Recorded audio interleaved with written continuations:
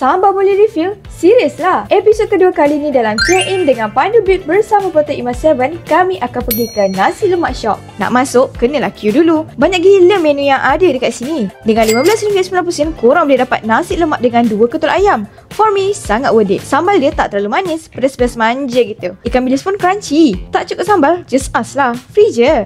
Kedai dia sangat cozy and estetik. Next, kami berjalan-jalan ke Museum Negara. Untuk pecinta sejarah atau yang nak berjalan-jalan santai, you can come here. Boleh gain new knowledge and belajar banyak pasal sejarah lampau dalam negara.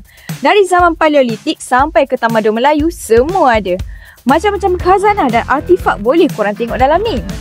Berjalan seharian dengan Protein Emas 7, ini antara features menarik yang kami suka yang tak ada dekat kereta lain. Antaranya ada WHUD yang lain daripada kereta yang lain dan ada juga map untuk korang cari EV station. Daripada 30 hingga 80%, dia hanya mengambil masa dalam 20 minit sahaja kalau ikut DC fast charging. Agak laju kan? And kalau ikut versi premium ni, dia boleh pergi sejauh 410 km mengikut WLTP. Tapi kalau korang jenis kaki lenjan, nak capai 410 km tu agak mustahil lah. Tapi kalau korang jenis chill guy je yang selalu guna kereta untuk hantar anak ke sekolah atau pergi kerja ataupun jalan-jalan hujung minggu, nak achieve 410 km tu mungkin achievable. Jadi korang boleh masukkan Protein Emas 7 ke dalam wishlist korang.